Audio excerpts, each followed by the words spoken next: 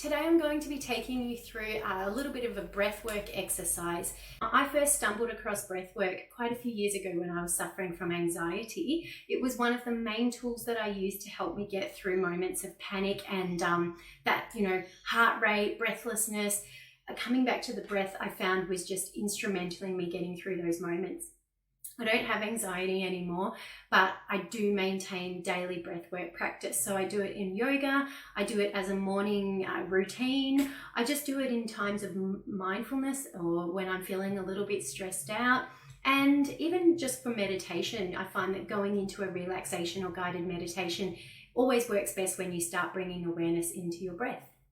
Now, this particular breathing flow is very simple, and I think of it as a universal energy flow. So for me, when I do this breathwork exercise, I'm channeling energy. So I'm drawing energy in, universal energy in. So inspiration, ideas, I'm capturing everything that's floating around in the air on a subconscious level, and I'm internalizing it, and then I'm breathing it out to the world. So I first came up with this simple breathing exercise when I was going through a period of professional growth, and I was refining my offerings, and I was really wanting to focus on giving and how what I give is unique compared to anyone else. So there are lots of people out there that do energy healing. There's lots of people out there that do everything nowadays.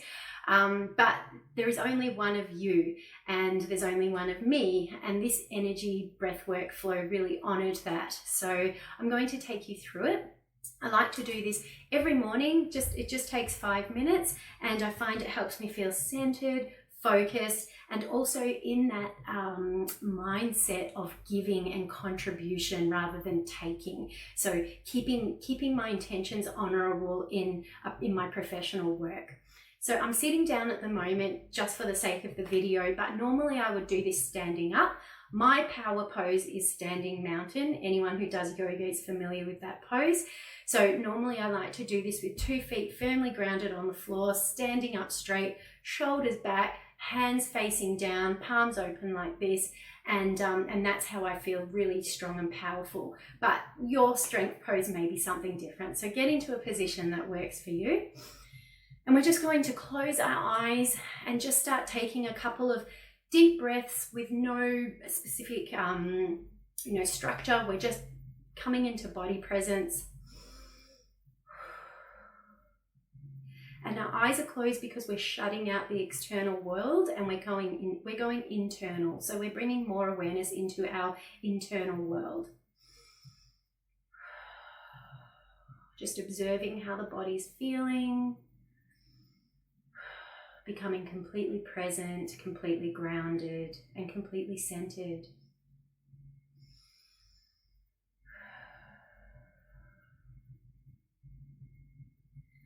Now I start this breathing flow by sweeping my hands downwards as I hang my hands down as low as they'll go, and then I draw the energy upwards through the root chakra as I'm breathing in. So let's try that. So down, breathing in until I get to my chest, and then exhale, coming out, opening the heart chakra. Now breathing all of that back in as deep as possible, and then pushing it back out. Breathing in, inspiration, ideas, thoughts, experience. Breathing out how you are going to put this out into the earth. How are you going to gift this knowledge that you've attained to the world? Breathing in. Breathing out. In. Out. Feel the release as you breathe out in this pose. Breathing in. Breathing out. All of your offerings, sharing yourself with the world. Breathing in, knowledge, experience, learning, energy. Breathing it all up through the root chakra. Breathing it out to the world again. After you've processed it, how is this going to be transmuted to the world?